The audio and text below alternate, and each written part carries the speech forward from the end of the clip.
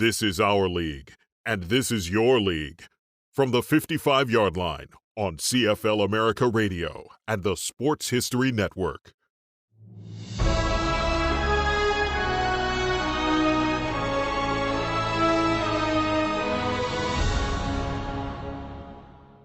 Okay, so there's this guy, and he's a big guy. He was an ex-offensive lineman.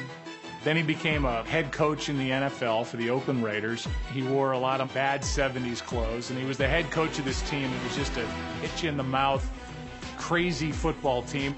And then he gets out, and then the next thing you know, he's in these beer commercials, and he's busting through walls, and he becomes a broadcaster, and he says boom and whap, and he's drawn on a telestrator, and he gets really loud, and he gets really fast. That's the old body slam, you know, like they do in wrestling. Boom! He rides around in a bus. He doesn't like being in a plane across the country, going from town to town, game to game, city to city. People can't get close enough to him, but he's kind of a loner. He's a guy that likes his privacy, but on Sunday, he will light up your television screen with words that aren't even words. Boom, right there, that's a wham block. That's John Madden, and he's dearly missed in the game today. You going to be a football player when you grow up? Today is the best day of your life. Believe Give it. me 18 years of daylight. That's all I need. Greatest leader I've ever known. What a ride it's been. I'm the luckiest guy in the world. I've been in football all my life.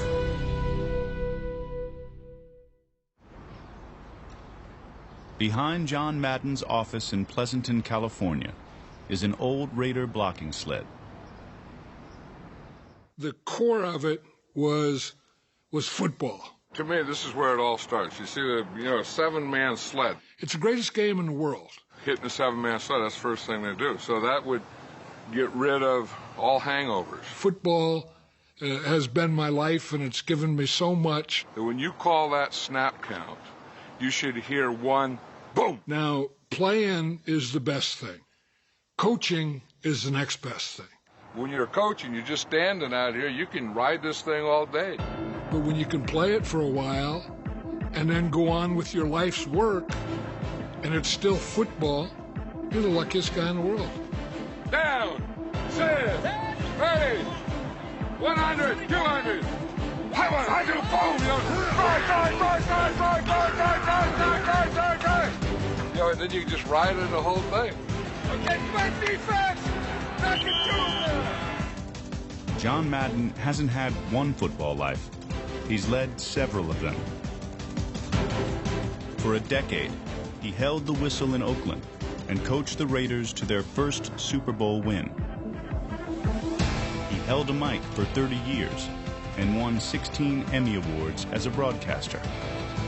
And, of course, he often held a cold beer as a TV commercial star. He held a joystick as a video game pioneer, held a pen as a best-selling author, and he even held his own on Saturday Night Live. Hey, this is going to be a great show. I've been practicing with the team all week. They're terrific. For over 50 years, the name Madden and football have been synonymous. His first field was Madden's lot, behind his Daly City, California house, and his best friend was future USC and Ram head coach John Robinson. Since the age of 10, the two Johns competed for everything. You'd get the ice cream cone, and you would say no bites, and that means that he couldn't ask for a bite. But if you said bites first, then you got a bite. So if he says bites, before you say no bites, you have to give him bites. Well, John, being the kind of bad human being that he was at the time, would spit on the ice cream cone. That means that he got bites, now he's not going to eat it. Well, I put up with that for a while, but then I said, to hell with this. I need to compete here, so I would bite on. I'd take a bite anyway. John Robinson was the only guy that would still eat the ice cream after you spit on it, when he got bites. And he always thought that was unbelievable that I would do that. But I didn't care as much about the food as I didn't want to lose to him, you know. John Robinson, close friend of yours, and what a nice man. Well, forever. You know, John Robinson and I grew up together. We were in grammar school and all that.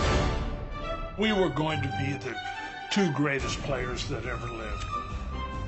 We were going to play for the Yankees in the summer and the 49ers in the winter. If we watched the 49ers and Hugh McElhaney made a great run, we would always say, "I'm Hugh McElhaney," you know, and then you'd make a run. John's favorite player was Bob Tonoff. "I'm Bob Tonoff," and you'd get off right there. We would stand in front of mirrors and practice our batting stances. "I'm Ted Williams," you know, bat straight up, feet together. But we began to realize that maybe this fabulous career wasn't going to happen. The Daly City duo went to the University of Oregon. Robinson played for 4 years. Madden lasted only 1. It wasn't a good fit. I didn't have a car, and it rained every day, and you had to walk, and it just... So anyway, I went to Cal Poly, and that was everything that I needed. I mean, I was able to go there, graduate, get my teaching credential, get my master's degree. In 1958, Madden was drafted by Philadelphia in the 21st round. But in training camp, he shredded his knee, and his career was over. He wanted to coach, so he spent the '59 season watching film with future Hall of Fame quarterback Norm Van Brocklin. He called me Red. He said, "Hey, Red, come on up here with me." And I sat up there with Dutch. I'm the only one there, and so he was talking out loud, and then he started talking to me more. I never had it. I'm not saying, I said, "Yeah, Dutch, why don't you have Tommy McDonald do a post and then hook up and see if, you know, something." And I never did anything like that. I just listened. But it was the greatest education I ever had, Norm Van Brocklin. Madden also attended a coaching seminar given by his idol, Vince Lombardi. It's the power sweep. It's the lead play in our offense. And Vince Lombardi spoke on one play for 8 hours. This is the play we feel that every defense that we face must stop. One play, 8 hours. This is what we call running to daylight. I could have spoken on any subject for like 2 minutes. Inside the defensive tackle, inside the defensive end. And I realized at that point, I don't know a damn thing. You know, I'm a bluff. My knowledge was just surface. Madden was a newlywed and soon to be father of 2. He needed some paychecks, so he quickly worked his way up the coaching ranks.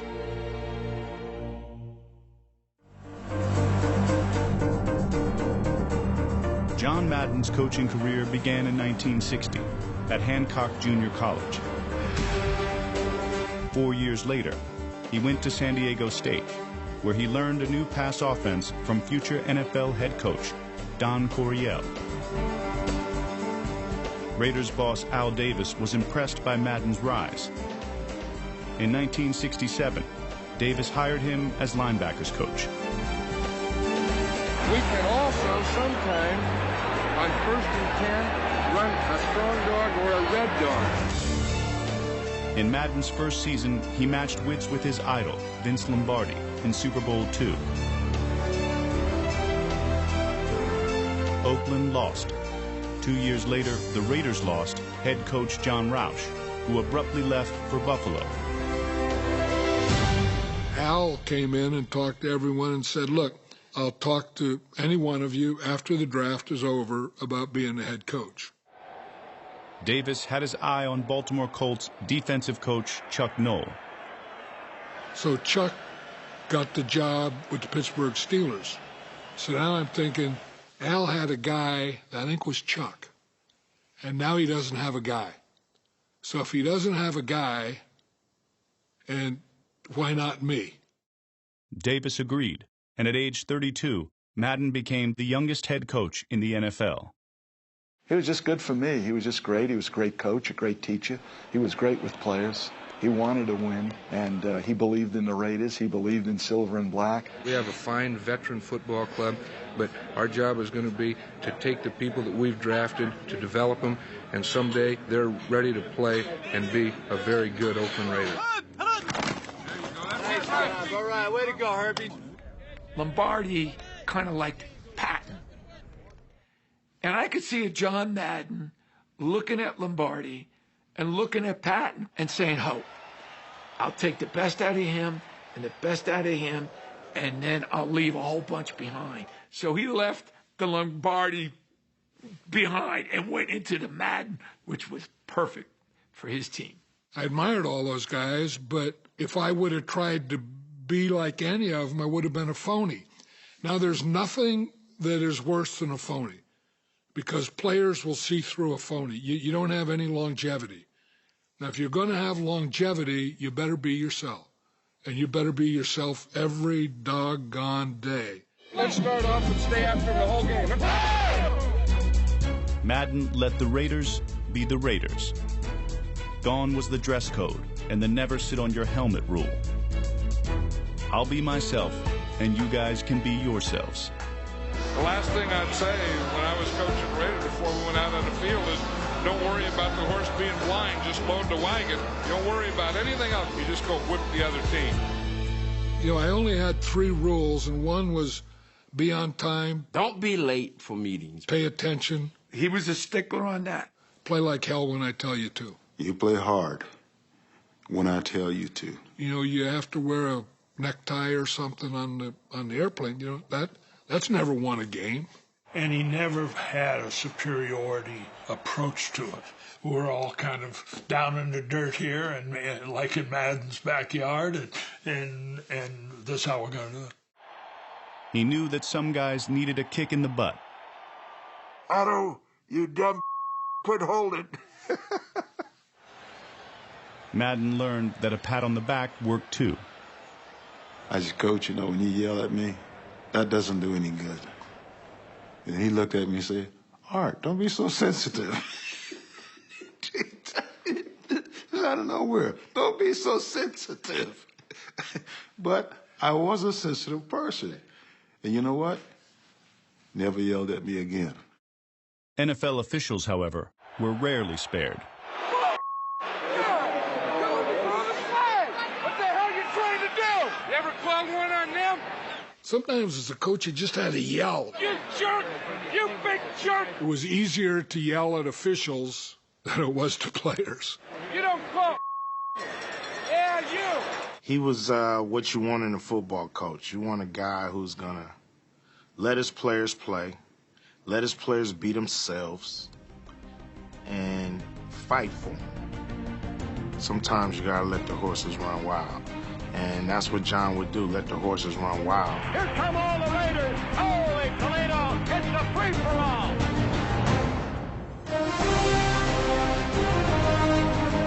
There wasn't a lot of late hits and stuff. I mean, I didn't teach that stuff. I just taught them to play hard. We always tried to play within the rules and, you know, maybe stretch them a little. Madden's defense was all his design. Not so the offense. He used the intermediate pass routes he learned from watching film with Norm Van Brocklin. He dropped the bomb often, using the launch codes he got from Al Davis and Don Coryell. First down on the 35, takes it in stride, the 30, 20, 10, touchdown Raiders! At the heart of it all was Lombardi's power sweep, run to perfection, behind one of the greatest offensive lines in NFL history. People say, "Oh, that Madden, you know, I know what he's going to do. He's going to," yeah, we are, but he runs to the left all the time. Well, I had Jim Otto as a center, Hall of Fame. Gene Upshaw as a left guard, Hall of Fame. Art Shell, left tackle, Hall of Fame. Why wouldn't I do that? Madden won 6 division titles in his first 7 seasons. But the best was yet to come. I want to see this. They know what the hell they're doing. Go tight full right. Screen strong to half. We won a lot of games, and every game's a big game. You know, I mean, people say you didn't win the big games. Well, tell me when there's a little game. John Madden coached in more hair-raising games with names than anyone. One of the greatest was the Sea of Hands playoff miracle in 1974. There he is, fading, looking. He's under the gun. Right, he throws. It is. He caught it. You'll never see a better game than this one, ladies and gentlemen. I'm sure you'll agree. The ghost to the post from Ken Stabler to Dave Casper helped the Raiders beat the Colts in the 1977 playoffs. A year later, the Holy Roller stunned the Chargers.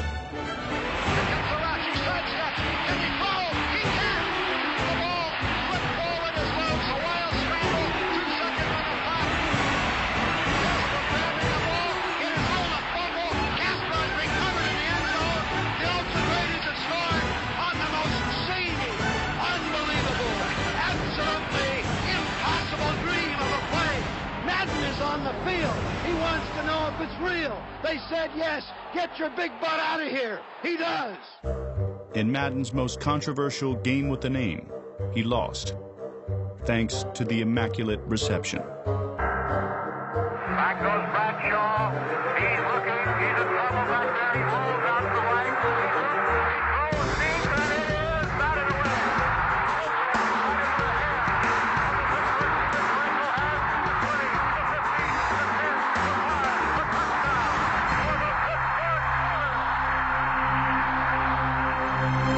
Franco went in, no one called touchdown. So my idea was you didn't know what happened. It was just the manner in which it was done, and then the finality about it. I mean, everyone runs off the field, and you stand. That's the only game I recall that I was worried for him, you know, because that was such a, he never brought a game home. But if there was one game where he just, you looked at a man that lost, he looked like a man that lost big time. Madden was an analyst for 11 Super Bowls and watched many coaches savor the victory ride. That's the greatest feeling in the world. That's what it's all about. You are Super Bowl champions, world champions. But as a head coach, Madden hadn't taken that ride. 4 times in 6 seasons, great Raider teams lost to the eventual Super Bowl winner.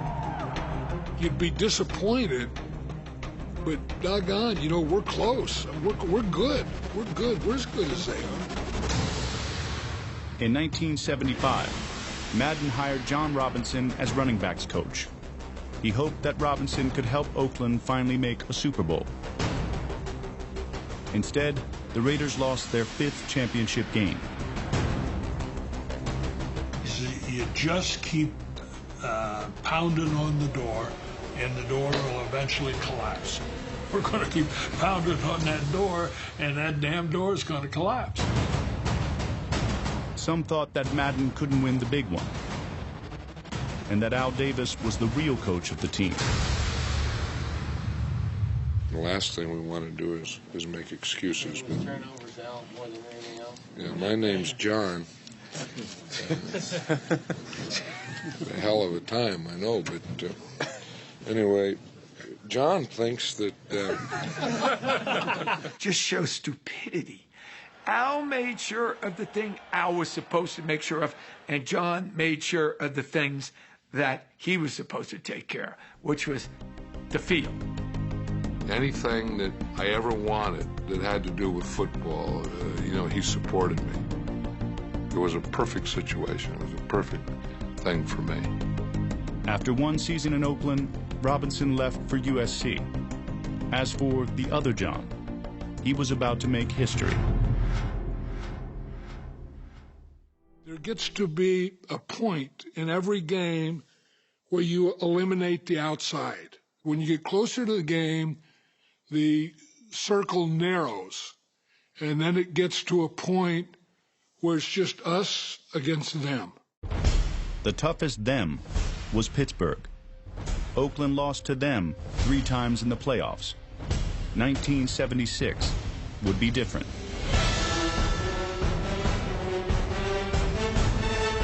On opening day, the Raiders roared back from 14 down to beat the Steelers in the final seconds. Stabler rolling to the left. He could take it in. He puts it under. He's at the 2. Touchdown Raiders! Whoa, that's Ollie. That is 28 off. Snap. Spot. Kick. Good. John Madden shows jubilance and exuberance. Way to go, Epi. Great game. Run away. Push more. Oakland was near perfect, losing just once in the regular season.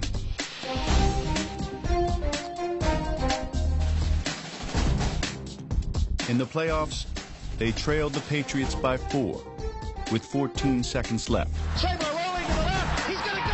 He runs it in. Kenny Stabler. Touchdown, Oakland. One team stood between them and the Super Bowl. We're going to have to play our best next week because we've been here before, and damn it, this is a hurdle that we got to get over. This is Bill King at the Oakland Coliseum, the home of the Oakland Raiders. Time and again, they've arrived at this point, the AFC Championship game, only to be, in one way or another, bitterly disappointed. Okay, come on, defense!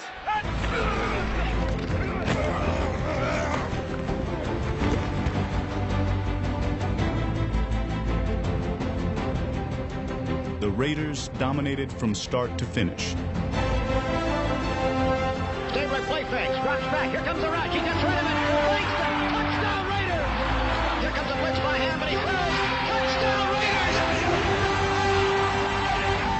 The Super Bowl really exists for the Oakland Raiders. All along they've been thinking it was somebody's crazy illusion. I want to talk to you. You're just so happy. You know, you finally get there. You probably do a lot of stupid things. I mean, I probably did. I could have, stuck my head in the toilet. Beautiful thing is he comes out of the shower, looked like a dog with hair on it. He just came around and shook everybody's hand just like a wet dog. Going to the Super Bowl. Super Bowl 11 was played in Pasadena, where a week earlier, John Robinson had led USC to a victory in the Rose Bowl. Madden hoped to make it a double dip for Daly City.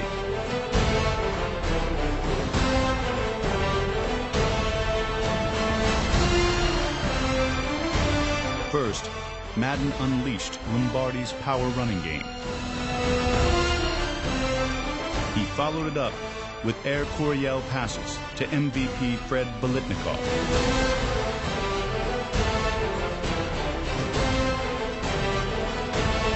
Snake Stabler hissed passes that would have made Norm Van Brocklin proud. The route was on. Stabler back to pass, a quick throw in the end zone. Kessler, touchdown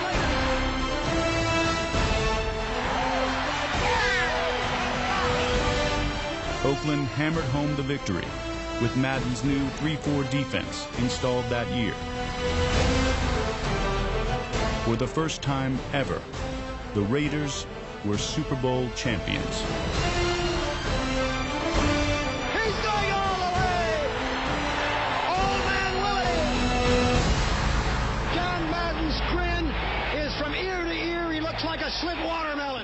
That was the culmination of everything that he'd ever worked for. John, how's it feel? Yeah, great. Waited a long time for it. You know, that was the day. That was the biggest day of all of our lives. John Madden goes on the shoulders of his players. Robinson's Rose Bowl ride was so smooth he could have enjoyed an ice cream cone. Then they scooped up Big John.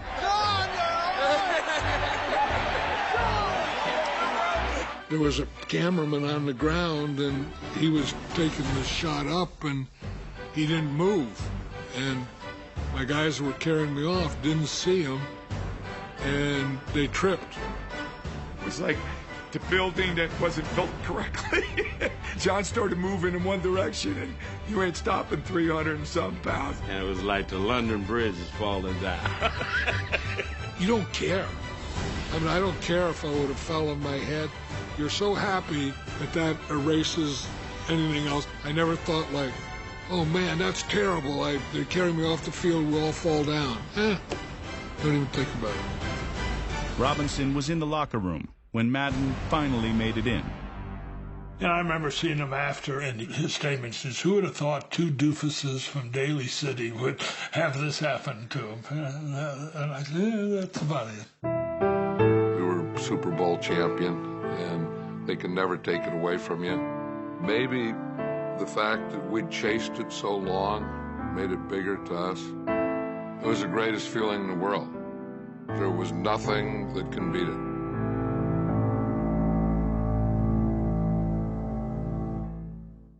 We won every game that there is. Regular season game, playoff game, championship game, Super Bowl game. So all we could do is do it again. And that didn't excite me.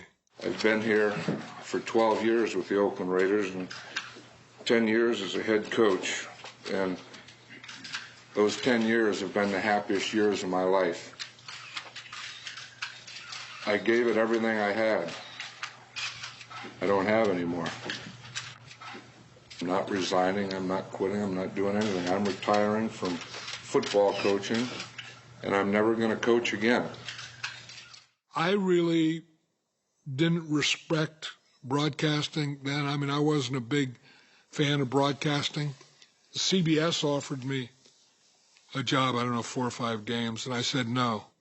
My agent at that time, he said, if you don't do it, they may not want you. I had to try it, so I tried it, and I really liked it. I mean, I really did like it. But not at first. Being a giant on the sideline was great. Not so much in the booth. I should have been sitting on his knee. I should have been like a mannequin. You know, people of a certain age will understand. It should have been like Charlie McCarthy and Edgar Bergen. You know, it's like he took up 4/5 of the shot. It took a while for Madden to learn how to fit in as an analyst. Good afternoon, everyone. Dick Stockton with John Madden. I'm Gary Bender along with John Madden. Hi, everybody. I'm Vin Scully along with John Madden. Frank Glaber along with ex-Oakland Raiders coach John Madden. And looking ahead to the second half now. What do you think? Well, I really think what we thought before the game, that it's still going to be secondary and coverage. As stressful as those early broadcasts were, flying to and from games was worse. And I flew and I got this terrible feeling. And if you ever have claustrophobia or a panic attack, you kind of feel like you're dying, you know. And, you know, and you start making promises and stuff. And I said, if I ever get off this, if we land and I get off and I'm okay, I'll never fly again. What the heck's that I'm seeing there? Would you catch a little airplane flying? Yeah. Boy, that's too low. Is that a real plane, you think? What do you think it is, a toy? I don't know. Never leaves the ground. Madden took trains instead of planes to get around his phobia. The thing that they have to do is the 49ers play on running downs a 3-4 defense. In 1987, he hopped on the Madden Cruiser and traveled the back roads to the games. Eventually, Madden would become the game's top analyst. He spent 22 years at CBS and Fox, working alongside Pat Summerall. He was John Wayne and Walter Cronkite. You know, that's who he was. And he could keep everything on an even keel. You know, I'd be wandering off, and then Pat, like, could summarize it, like, in 3 words. And I'd think, that's what I was trying to say. Boom, we cross him. The left goes to the right goes to the left. This guy crosses here, he crosses here. They have no idea where we are, who we are, where we're coming from, or who we're throwing to. Very interesting. There aren't many perfect marriages in the world. That was a perfect marriage. That one felt like I was sitting on my couch, and John and Pat were sitting over there in the 2 chairs next to me, having a beer, and we were watching a game. Joe Montana looks more like Barry Manilow, doesn't he? Whatever he looks like, he's a marvelous athlete. It was a joy. I mean, I think everybody who was in the business wanted a show that looked and sounded like that Madden Summerall show. He makes a little basketball twist there and pivot, and boom, the ball's there. The booms and the whole thing, and then the doinks when a kick would hit the upright. People love that. Listen to this one. Louder than a doink. Those booms and stuff were, have been with me all my life. Boom! That is a great stiff arm. He was so detailed, and yet at the same time, he could not hide his passion, or most of all, his sense of joy that he was at this game. Like, this is a father bucket, this is a mother bucket, and since the last game, they had a baby bucket. So this is a baby bucket. I guess that clears up the question as to whether they're married or not. And he had guys he liked, guys who were a little different, you know, guys whose helmet was screwed on different, you know. I said, John, you need to make a team of those kind of guys. The all-Madden team. That's how it started, and he did. He started it. I told John, I said, I'm 50% of this franchise, you know, and he sent me an ice cream cone. But the squiggly telestrator lines, booms, whaps, turduckens, and six-legged turkeys were all Madden. It's funny the number of people that aren't sure how many legs are on a turkey. You know, how did you get 6? Now, I know a turkey has 4 legs, but how did you get 6 out of it? How'd you get 4 out of it? And of course, what John did too is he spawned a succession of imitators. Did you see what Chad Johnson did in the offseason? He beat a horse in a race. But if you ask me, it wasn't fair. Chad should have had a jockey on his back, too. The kind of broadcaster he was what set him up for everything else. What separated him from other broadcasters, he was the everyman. He was the guy next door. He was the guy you wanted to have a beer with, which is what made him a great spokesman. Then you scramble around like a crazy guy trying to make the big meeting. You can blow your whole career. He was the guy, he said to you, hey, if this lawnmower is good, it was good. Have this beer, it's pretty good. He wasn't slick. That's what made him so compelling. So I've probably in my lifetime broken through more paper than anyone in the world record for that. Like I was saying, light beer tastes great. He also sold over 100 million copies of his Madden video game. It all began in 1984, when Madden was approached by Trip Hawkins. He was basically going to be the announcer of the game that you might play or that you might play with a friend. He's going to be the announcer. Now this is what the game of football is all about. And then, of course, if you're playing against him, he's going to be the rival coach. And when you're calling your plays, if you weren't sure what to do, you could ask him for his advice. Even if the defense expects a run on first down, I'd still run it right at him. It's ironic, actually, because years later, John would say, I can't believe that I'm best known for a video game. And, you know, I don't think any of us could have imagined that that would happen. You know, people don't say, I'm going to play video game football. People say, I'm going to play Madden. You know what I mean? That's what they say. I'm going to play Madden. Blows your mind every year. How you doing? I'm doing good. I just didn't accept it, but it's not my fault. Again, that was luck. You know, I mean, there was no way we sat down or I sat down and said, I'm going to make a video. I didn't even know what a video game was. But as a coach and broadcaster, Madden always knew when it was time to walk away. After 30 years, with rows of Emmys in his office, he hung up the mic in 2009. The game was great and unexpectedly great. John, of course, was on top of the game perfectly. What Ben does, I mean, he's so big and strong that he can buy time, he can move a little, he can pump, bring it back, reload it, and still get it out there. Oh, no. But 3 months later, John would retire. And classically John Madden, he didn't make a long speech about it. He just said, it's time. But John Madden's football life was far from over. I'm a hang guy. I love to hang out. I love to hang out, tell stories. One of my favorite things in playing and coaches was the bus rides. In 2006, the bus rolled past the old 7-man blocking sled to take one man on the ride of his life.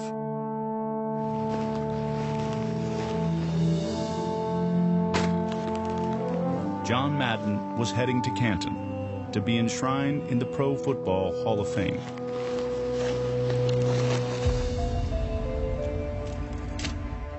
Despite winning 100 games faster than anyone and having a better winning percentage than many Hall of Fame coaches, including Vince Lombardi. Madden had waited decades for the call.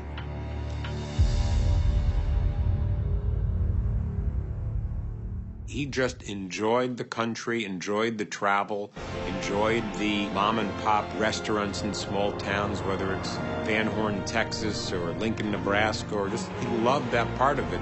I like to hear what they do, how they got there, what they do. I mean, that was always, what do you do out here? Madden's journey to the Hall of Fame was in 2006. Before it, joyful wins. After it, the sad loss of many he'd coached, and longtime friend, Pat Summerall. First goodbye with Pat was at CBS. Then we both went to Fox. This is the third goodbye. It's the toughest. Goodbye, Pat. Rest in peace. I love you. Every football life has sad shadows cast over it. That was true for Madden, who had to wait for years to finally be cast in bronze. First year that I was eligible to go in the Hall of Fame, I was a finalist, and I didn't make it. It went like 20 years, and I wasn't even on the list. And so after a while, you kind of have to laugh. When the 2006 class was announced, Madden was in Detroit, preparing to broadcast Super Bowl 40. It's the NFL Network, and there's Rich Eisen, and he says, Pro Football Hall of Fame Class of 2006 announcement press conference. Troy Aikman. Troy Aikman. Harry Carson. Harry Carson. Then John Madden. John Madden. And, like, the room exploded. And it happened so fast that Fred and Drew, his director and producer, they were in mid-hug, and my camera came out, and it was shaking, and I've got this blurry picture.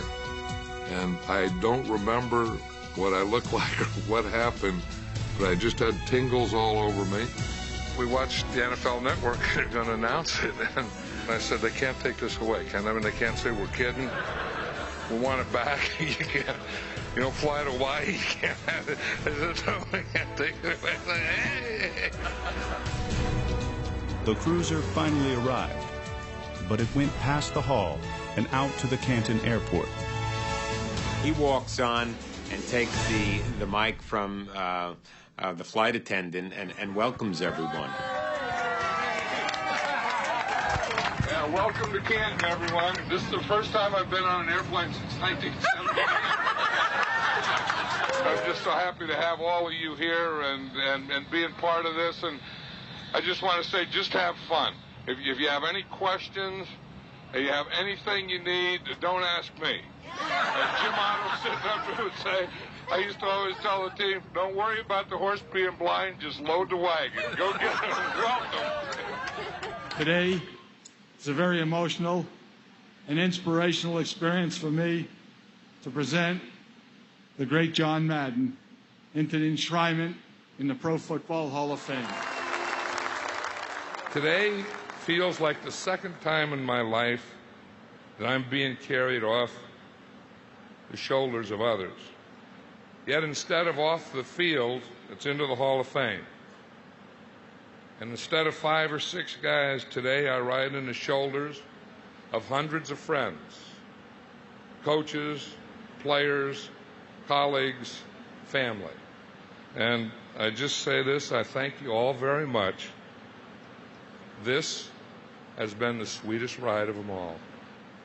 Thank you. Madden's football lives continue. He watches all the games at his production facility and advises the NFL's competition committee and safety panel.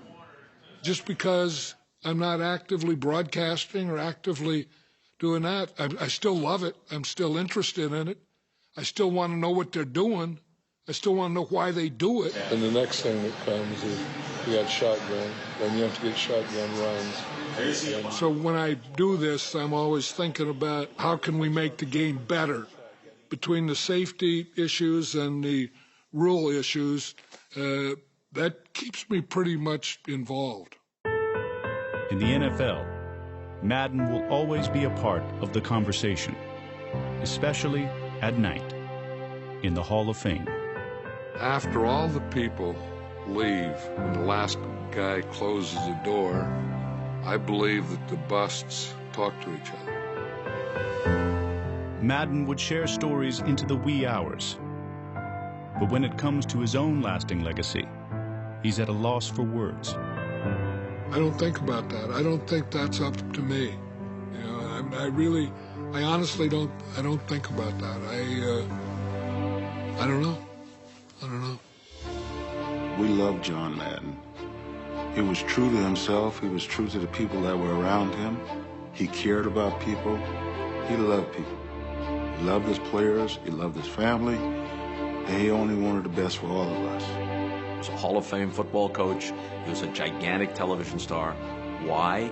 Because the bit of advice that everybody gets, that's easy to say but hard to follow, be yourself. He was able to be himself in spades, and people loved it. I look at so many people that never did what they wanted to do. Maybe a little happy. I look at John Madden as the one guy that I could point to that did what he wanted to do his whole life. You sit in a room with him and it's like, what am I going to add to this? I'll just be quiet and take it all in. And I also know that those around him really consider themselves lucky and part of his inner group. Remember that guy that you loved the most when you were growing up? He was your school teacher who was the most brilliant, yet at the same time really cared about you. The guy who came and sat with you and played cards, or maybe even later on video games. Well, he exists. He exists. His name is John Madden. There's no pretentiousness, just a guy who I know cared about me and I cared about him, and it's so damn much fun. I mean, he's been in the public eye so long, and we live in this gotcha society. By being who he is and sticking to his guns, he's never embarrassed himself. And he's somebody, from the time I was 5 years old to now I'm 53, I've been proud of every single thing that he's ever done. You know, the word that I would use, the strong sense of the word, he's very intimate. He cares about everything. How can you find a game that you really like and you can stay in it your whole life?